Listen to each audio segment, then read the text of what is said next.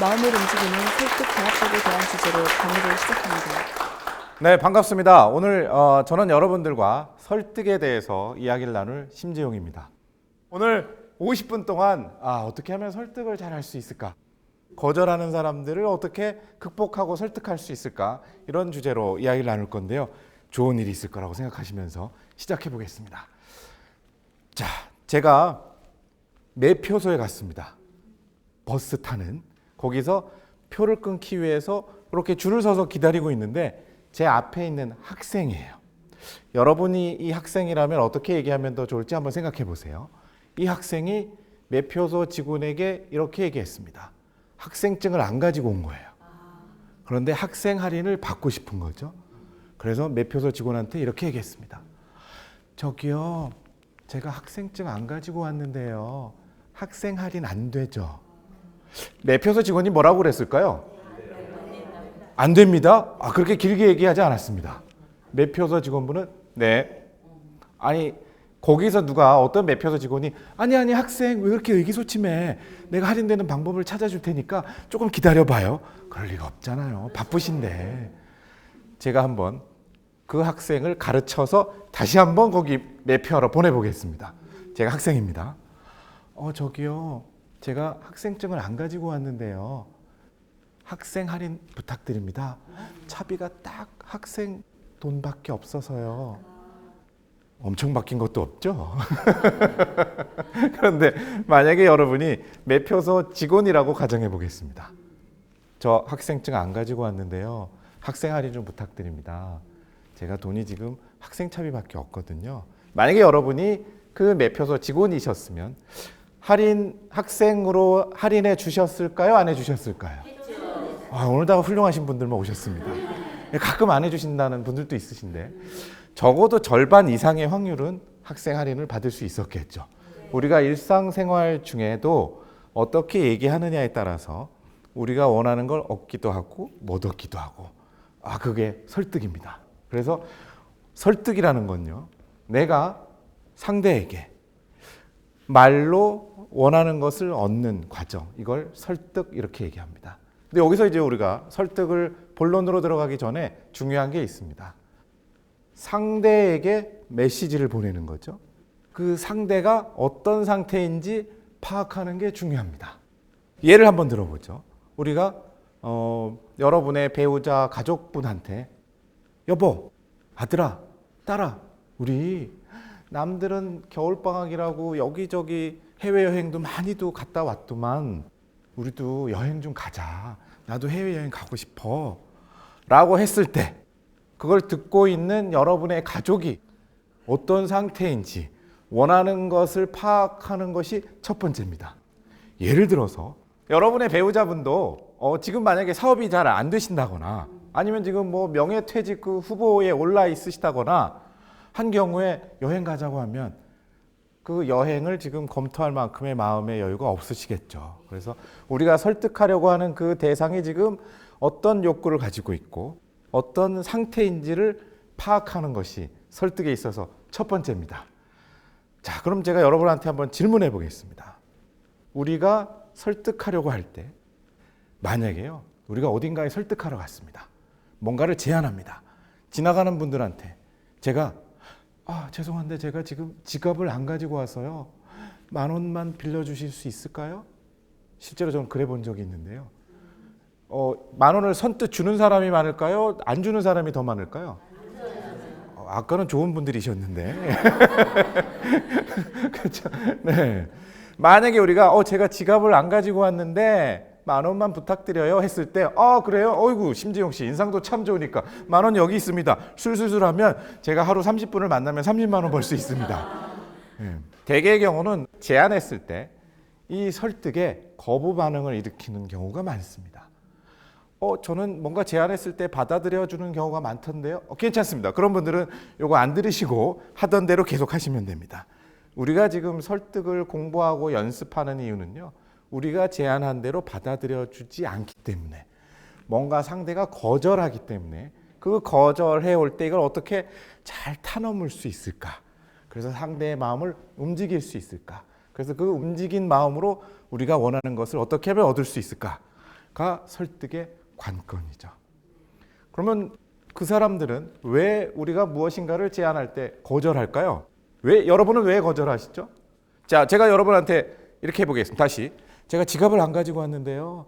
10,000원만 빌려주실 수 있을까요? 이때 왜 여러분은 거절하셨을까요? 예, 여러 가지 이유가 있으실 텐데. 자, 첫 번째는요. 따라하겠습니다. 못 믿겠다. 예, 나를 못 믿습니다. 네, 두 번째는요. 관심 없다, 필요 없다. 따라하겠습니다. 시작. 관심 없다, 필요 없다. 예, 지나가는 저한테 관심이 없으시겠죠? 예. 세 번째는요. 마음에 안 든다. 자, 따라하겠습니다. 시작. 마음에 안 든다. 예. 10,000원을 빌려달라고 하는데 언제 갚겠다는 건지. 이게 뭐 투명하지 않아요. 예. 네 번째는요. 다 좋은데요. 우리가 배우자분들한테, 가족분들한테 여보, 우리 여행 가는 거 어때? 아들아, 우리 여행이나 갔다 올까? 여러분을 믿고 마음에도 들고 필요하다고 생각해도요. 결정이 급하지 않습니다. 따라하겠습니다. 급하지 않다. 네, 요 네 가지를 가지고요. 그러면 우리가 어떻게 하면 이 거절들을 잘 극복할 수 있는지 한번 보겠습니다. 첫 번째, 불신, 못 믿겠답니다. 예. 지나가는 저로 한번 다시 예를 들어보죠. 제가 지갑을 안 가지고 왔습니다. 10,000원만 빌려주세요. 여러분 저를 못 믿죠. 모르는 사람이니까. 저 사람이 언제 갚을 거야? 그러면 아는 사이로 한번 가정해 보겠습니다. 저는 여러분과 아주 가까운 친구 혹은 가족입니다. 철수야, 나랑 우리 여행 갈래? 우리 둘이 한번 갔다 오는 거 어때? 해외여행. 우리 20년 지기잖아. 여러분 어때요? 저랑 같이 가고 싶을까요? 안 가고 싶을까요? 야, 내가 그 그랜드 캐년이라는 데 있지? 와, 내가 인터넷에 찾아보니까 너무너무 멋있어.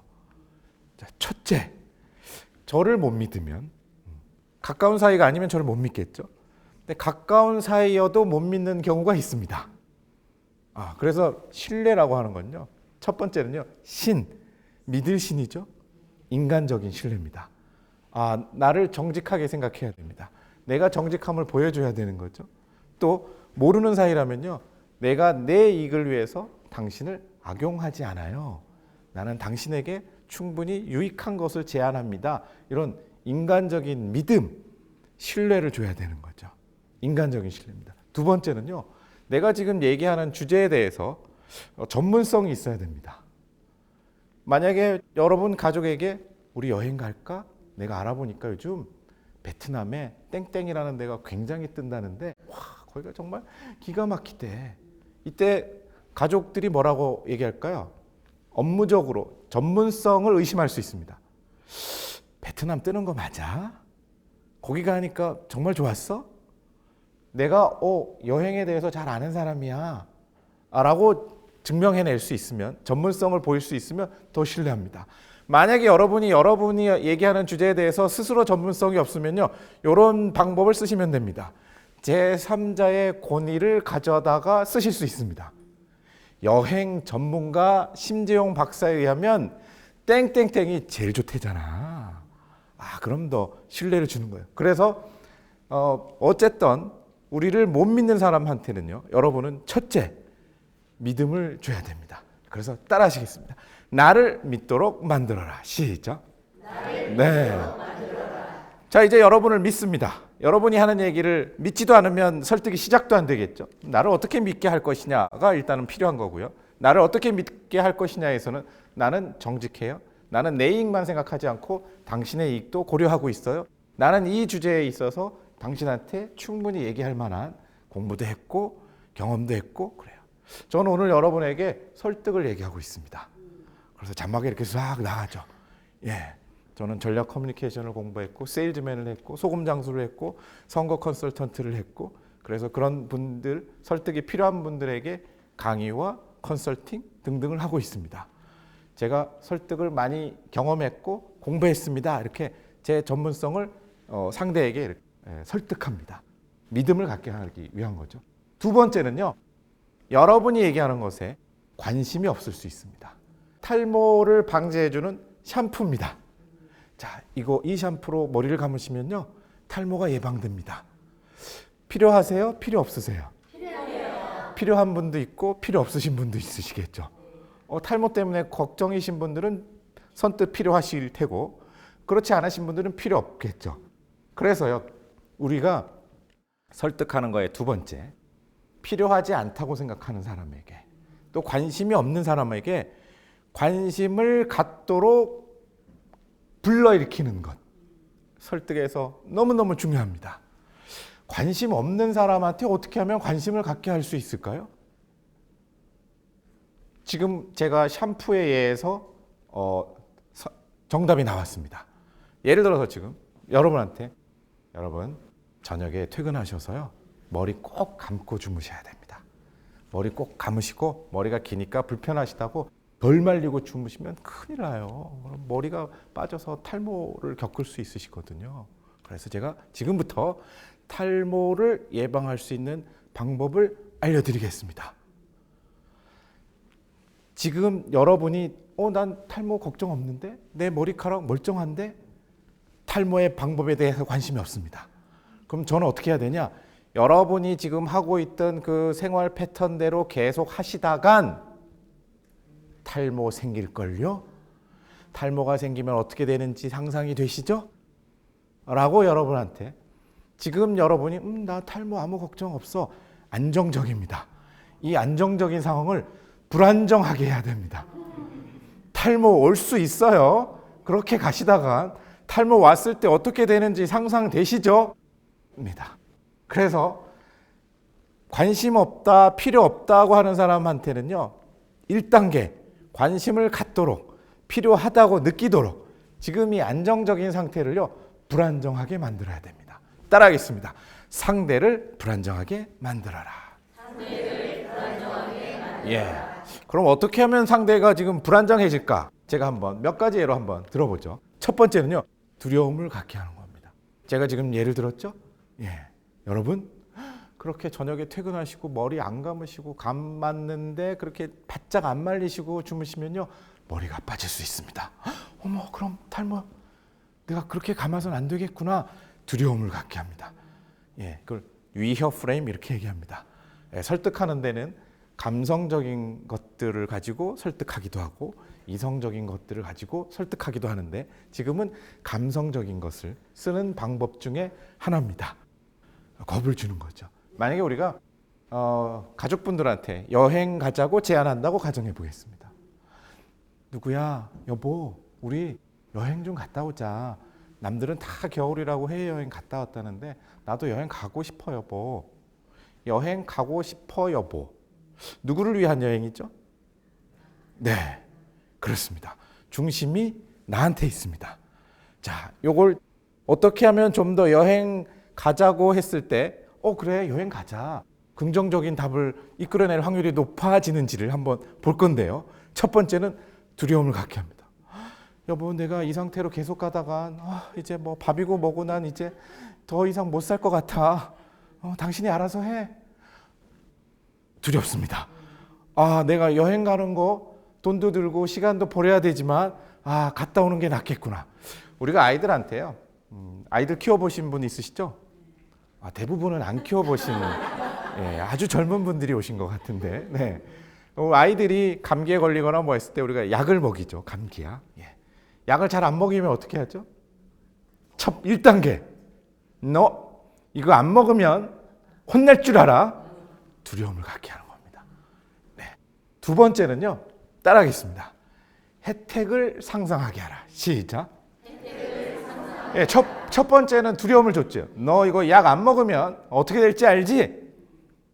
너 내일 우리 어디 놀이공원 가기로 한 거 다 취소할 거야. 놀이공원 가야 되는데 어쩔 수 없이 먹어야겠구나. 두려움을 갖게 했습니다. 두 번째는 혜택을 상상하게 합니다. 너 이 약 먹으면 그래서 감기가 빨리 나아야지. 감기가 빨리 나아야지 우리가 내일 놀이공원도 갈 수 있을 거야. 혜택을 상상하게 하는 거예요. 이 약을 빨리 먹어야 내 몸이 나아서 내가 놀이공원에 갈 수 있겠구나. 머릿속으로 상상시켜야 됩니다. 내가 지금 제안하는 것이 상대에게 무엇이 좋은지를, 구체적인 이익을 상상시켜야 됩니다.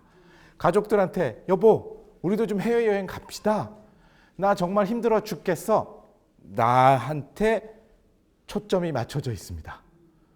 상대에게 혜택이 뭔지를 얘기해야 됩니다. 여행 갔을 때 우리 배우자가 좋아할 만한 것을 얘기해 줘야 됩니다. 여행 가면 당신이 좋아하는 와인 거기는 엄청 싸다는구만. 매일 2병씩 먹어도 괜찮을걸?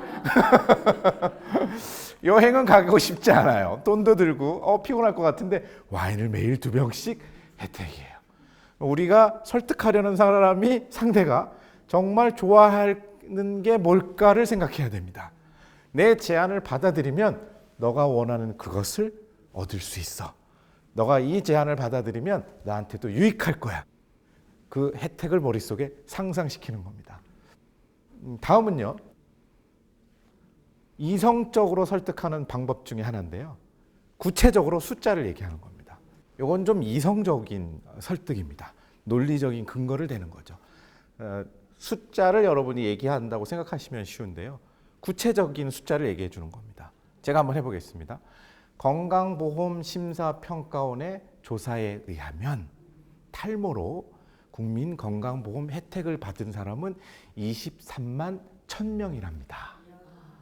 그 중에 20대에서 30대의 비중이 45%입니다. 한 절반 정도는 20, 30대인 거예요. 물론 여러 가지 이유가 있겠습니다만, 그러니까 탈모 이거 흔한 일이에요 라고 통계적인 수치를 얘기하죠. 그냥 머리 잘 감아야 돼, 머리 잘 안 감으면 머리 다 빠질 수 있어 도 방법이지만 구체적인 숫자를 이렇게 얘기하는 것이 확 설득될 수 있다는 겁니다. 다른 예를 한번 들어보죠. 여러분 중에 보험 같은 거 가입해 보신 분 있으시죠? 처음 가입하신 보험을 끝까지 유지하신 분도 있으시겠지만 끝까지 유지 안 하신 분이 여기 지금 대략 4분의 1 정도 앉아 계십니다. 맞습니까? 한번 해볼까요? 나는 끝까지 유지해보지 않았다. 보험을 가입했는데 해약한 적이 있다. 한번 손 들어보겠습니다. 예, 엄청 많으시네요. 예. 땡땡 소비자 연맹의 조사에 의하면 보험을 가입하고 5년을 유지하지 못하는 고객이 26.5%입니다. 그럼 여기 있는 분들 중에 대략 4분 중에 1분은 보험을 가입했는데 5년이 되지 않아서 해지한 경험을 가지고 계신 거예요. 그럼 제가 만약에 보험 영업한다면 그럼 왜 해지했을까? 왜 5년을 유지하지 못했을까? 뭐가 마음에 안 들었을까? 뭐가 잘못됐을까? 이렇게 이제 대화를 시작해 가는 거죠. 숫자를 얘기해서 관심 없어 하는 사람에게 관심을 일으키는 겁니다. 자, 4번째는요. 지금 제가 여러분한테 만약에 제가 탈모와 관련되는 샴푸를 판다면 혹은 내가 여행과 관련되는 여행 상품을 파는 사람인데 여러분 1년에 한 번 이상 해외여행을 갔다 온 사람들은요 행복 지수가 높답니다. 1년에 한 번 이상 해외여행을 갔다 온 부부들은 이혼할 확률이 줄어든답니다. 여러분은 제 얘기를 다 믿을까요? 안 믿을까요? 저는 여행사 직원입니다. 밑하다가 예, 믿을 뻔했는데 여행사 직원이라니까 당연히 자기가 여행사에서 일하시니까 여행이 좋다라는 걸 얘기하겠지라고 생각하죠. 이렇게 이런 걸 이제 소비자는 절감한다 이렇게 표현하는데요. 누군가 여러분에게 뭔가를 제안할 때 나를 다 믿어주지 않는 경향이 있습니다. 그래서 우리는 어떻게 해야 되냐? 내 얘기도 내 얘기지만 그래서 감성적인 것들을 얘기하고 논리적인 이성적인 수치들을 얘기하기도 하지만 우리는 다른 사람의 나하고 비슷한 환경에 처해져 있는 사람의 사례를 얘기하면 그걸 더 신뢰하는 경향이 있습니다. 여보, 옆집에 영희 엄마 있지? 여행 갔다 왔는데 부부 사이가 그렇게 좋아졌더라고. 옆집에 있는 철수 엄마 있지? 1년에 한 번 해외여행 갔다 오니까 그 집은 부부싸움이 없다는구만.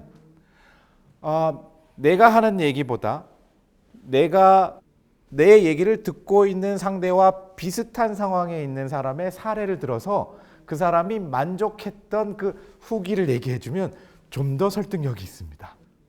여러분, 저녁에 머리 꼭 감고 주무셔야 됩니다.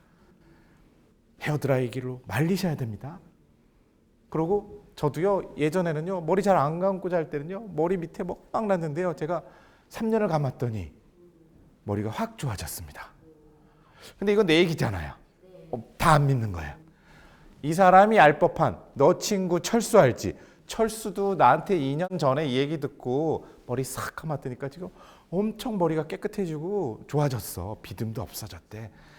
그 사람과 비슷한 상황에 처해져 있는 사람이 내 제안을 받아들였을 때의 만족 후기를 얘기하는 것이 설득의 방법입니다. 자, 이 모든 것을요 말로 하는 것보다는 시각적인 자료로 보여주는 게 좋습니다. 자, 봐. 자, 봐. 정말 머리가 깨끗해진 사람, 여행 갔다 와서 행복해진 사람을 자, 봐. 예. 그래서 그냥 말보다는 인쇄된 자료 혹은 시각적 자료를 보여주시는 게 좀 더 설득력이 있습니다. 자, 이제 세 번째는요. 여러분을 믿습니다. 그리고 관심도 있습니다. 그래. 여행 갔다 올까? 싶기도 합니다. 그런데 세 번째 거절의 유형은요. 마음에 들지 않습니다. 뭐가 마음에 들지 않을까요? 여러분이 가족에게 혹은 배우자분에게 우리 여행 갈까라고 제안했다고 가정해 보죠. 자, 여러분이 저한테 제안했습니다. 여보, 우리도 좀 해외여행 갔다 옵시다. 저는 이런 생각이 듭니다. 요즘 뭐 사업도 안 되는데 그 비싼 돈 들여서 지금 내가 일주일씩이나 여행 갔다 올 그런 처지는 아닌데 마음에 안 드는 이유는요. 여러 가지가 있을 수 있겠죠. 자, 첫 번째, 여행지. 베트남이라고 얘기했는데 난 베트남이 마음에 안 들어요. 태국이라고 얘기했는데 난 태국이 마음에 안 들어요. 태국은 마음에 드는데 거기 가서 스킨스쿠버 하고 무슨 자전거 타고 난 그런 액티비티 체험이 싫어. 귀찮아. 마음에 안 들어요. 우리가 제안하는 그 메시지, 제안하는 그 안이 마음에 안 들 수도 있고요. 그거 마음에 안 드는 유형이야 뭐 수천 수만 가지겠죠. 또 하나 중요한 거 있습니다. 당신이랑 가기 싫은데? 예. 다른 사람이 얘기했으면 난 그 사람이랑 가고 싶어. 근데 당신이랑은 가고 싶지 않아요. 그러니까 마음에 안 드는 이유는 여러 가지가 있을 수 있겠죠. 이 사람이 왜 마음에 안 들지를 잘 살펴보는 것이 우리가 첫째겠죠. 그 사람이 좋아하는 게 뭔지를 파악하는 거. 니즈, 욕구라고 얘기하죠. 파악하는 게 중요합니다. 여러분이 만약에 자동차를 구매한다고 한번 가정해 보겠습니다. 여러분은 자동차를 어떤 기준에서 구매하실까요? 어떤 분들은 연비가 좋은 차, 안전한 차, 힘이 좋은 차 이런 것들을 자동차 구매의 기준으로 생각하는 분도 있습니다. 또 어떤 분들은요, 힘, 연비 다 중요하지만 봐, 야, 내 차 어때? 새 차 폼나지? 예. 연비, 힘 이런 실용적인 것을 기준으로 하는 분들은요 효용, 욕구 이렇게 얘기합니다. 네, 그런 실용적인 거 뭐 별로 중요하지 않고 폼 나잖아, 멋지지 않아? 야, 내 차 어때? 이거 땡땡차인데, 야, 완전히 성공한 사람처럼 비춰지지 않아? 표현 욕구입니다. 사람마다 어떤 기준에서 자동차를 사느냐에 대한 기준이 다르다가 여러분이 머릿속에 넣고 가셔야 될 겁니다. 하루 20분, 우리 자신에게 투자한다면 달라지는 삶의 작은 변화. 하우투 지식 채널.